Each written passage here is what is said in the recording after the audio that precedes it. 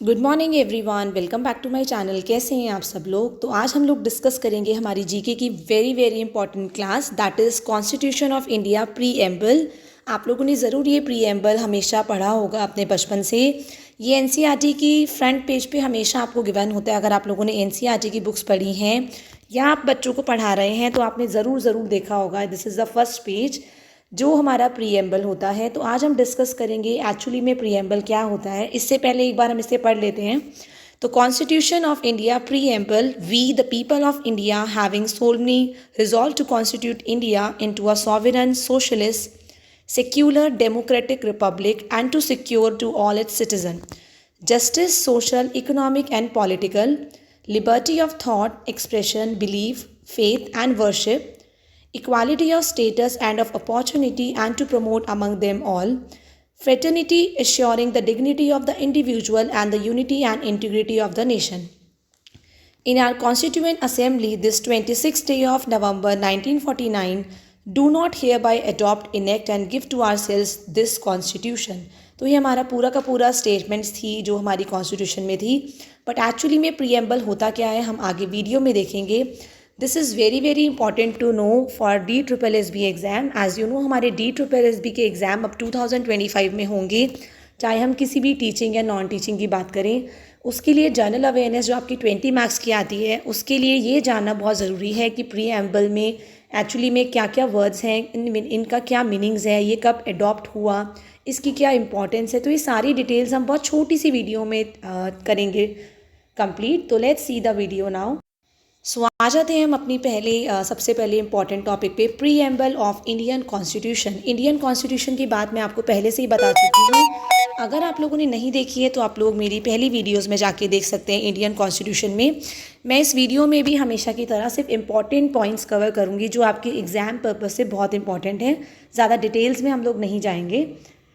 सो बात कर लेते हैं प्रीएम्बल वर्ड की। जो प्रीएम्बल वर्ड है ये एक लैटिन वर्ड से लिया गया है जो आपका है प्रीएम्बुलस, जिसका मतलब होता है टू गो बिफोर और इंट्रोडक्शन, और it is an introductory statement. मतलब कॉन्स्टिट्यूशन को पढ़ने से पहले उसका एक इंट्रोडक्शन जानना बहुत ज़रूरी है। आप लोगों ने देखा होगा जब हम अपनी बुक्स को ओपन करते हैं तो चैप्टर्स शुरू होने से पहले एक इंडेक्स होता है जिसमें आपके सारे के सारे चैप्टर्स के नाम होते हैं, नंबर होते हैं, पेज नंबर होते हैं। सिमिलरली प्रीएम्बल भी एक तरह से एक इंट्रोडक्टरी स्टेटमेंट है, एक इंट्रोडक्शन है हमारे कॉन्स्टिट्यूशन का। इसीलिए ये हमेशा फ्रंट पेज पे आपको हर एक बुक्स के अंदर एनसीईआरटी की बुक्स में हमेशा गिवन होता है। सो इसका मतलब होता है कॉन्स्टिट्यूशन में जाने से पहले हम इन बातों को जान लें कि हमारे कॉन्स्टिट्यूशन एक्चुअली में क्या किन किन बातों को ध्यान में रख के बनाया गया है। नेक्स्ट, किसी भी एक्ट, कोई भी एक्ट जब हमारा इनैक्ट होता है, लागू होता है या कोई लेजिस्लेशन बनता है, हमेशा उसके बारे में उसका एक प्रीएम्बल होता है। मतलब वो बताता है कि ये एक्ट बना क्यों है, उसका क्या पर्पस है, इसके पीछे क्या फ़िलॉसफी है, इसके क्या प्रिंसिपल्स, इसके क्या ऑब्जेक्टिव्स, मतलब क्या उद्देश्य हैं इस एक्ट को बनने के। सपोज़ कोई भी एक्ट बना है, हम इतने सारे आर्टिकल्स कॉन्स्टिट्यूशन में जानेंगे अभी। तो ये आर्टिकल बना क्यों है, ये इसका क्या उद्देश्य है, किस तरह से ये चलेगा, ये सारी की सारी चीज़ें हमारे प्रीएम्बल में दे रखी होती हैं। और जब हम प्रीएम्बल की बात करते हैं, ये बहुत इंपॉर्टेंट है जानना कि एक्चुअली में प्रीएम्बल बनाया किसने है, हु ड्राफ्टेड द प्रीएम्बल। आपने मुझसे कहा था कि मैं हिंदी में कोशिश करूं, तो हिंदी में मैं पूरी कोशिश कर रही हूँ बोलने की। हिंदी में इतना अच्छा एक्सप्लेन करने की कोशिश पूरी करूँगी, तो आप प्लीज़ समझने की भी कोशिश करिएगा। तो सबसे पहले हु ड्राफ्टेड द प्रीएम्बल, मतलब प्रीएम्बल बनाया किसने, ये बहुत इंपॉर्टेंट क्वेश्चन है फॉर DSSB पर्पज़। तो Pandit Jawaharlal Nehru drafted the preamble of the constitution on 13 दिसंबर 1946। ये जानना बहुत ज़रूरी है। जब हमारा कॉन्स्टिट्यूशन बन रहा था उस टाइम पे प्रीएम्बल, इसका प्रीएम्बल जो बनाया था कॉन्स्टिट्यूशन का, वो पंडित जवाहरलाल नेहरू ने एक ड्राफ्ट बना दिया था। तो इन्होंने ही बनाया था हमारा कॉन्स्टिट्यूशन। पर इसको एडॉप्ट कब कर लिया गया था। एक तो बनाने की डेट आपको याद रखनी है, बना तो 13 दिसंबर 1946 में था, बट इसको कब अपनाया गया, इसको अपनाया गया 22 जनवरी 1947, 22 जनवरी 1947, मतलब इंडिपेंडेंस से 7-8 महीने पहले ही इसको एडॉप्ट किया गया। राइट नाउ इसी के साथ एक और क्वेश्चन कि अभी तक आपको पता है हमारा प्रीएम्बल, इतने साल हो गए हमारे आज़ादी को, अभी तक हमारे प्रीएम्बल के अंदर एक ही अमेंडमेंट हुआ है, एक ही सुधार हुआ है, एक ही एडिशन हुआ है, और उसी का नाम है 42 अमेंडमेंट एक्ट। आपको ध्यान रखना है हमारे प्रीएम्बल में पहले ये वाले 3 वर्ड्स नहीं थे, socialist, secular and integrity.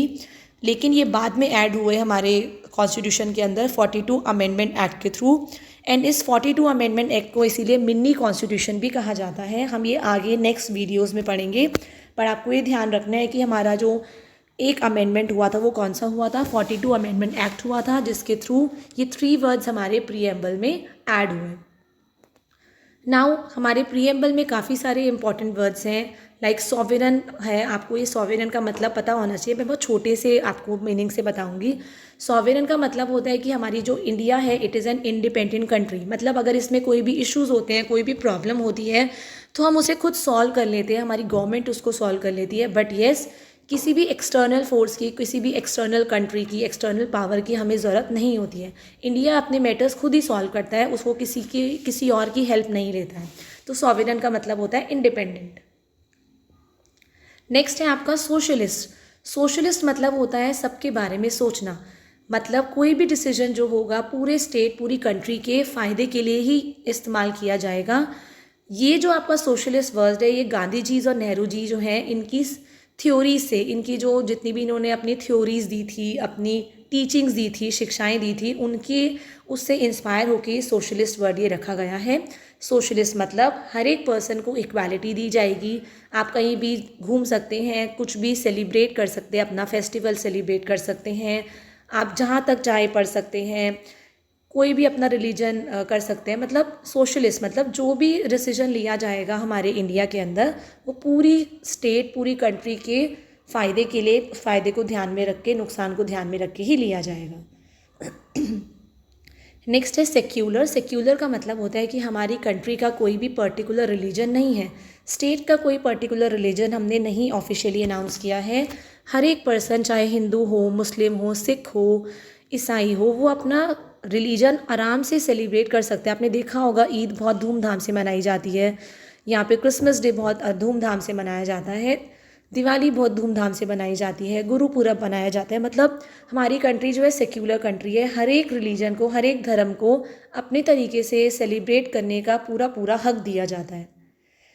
Next है डेमोक्रेटिक वर्ड। डेमोक्रेटिक का मतलब होता है जो गवर्नमेंट है वो लोगों के द्वारा बनाई गई है, लोगों के विश से बनाई गई है। ऐसा नहीं है कि अपने आप गवर्नमेंट बन गई है। डेमोक्रेटिक, हमारा जो रियल हेड होता है हमारी कंट्री का, दैट इज़ प्राइम मिनिस्टर, ये आपको पता होना चाहिए। और जो नॉमिनल हेड होता है इट इज़ द प्रेसिडेंट।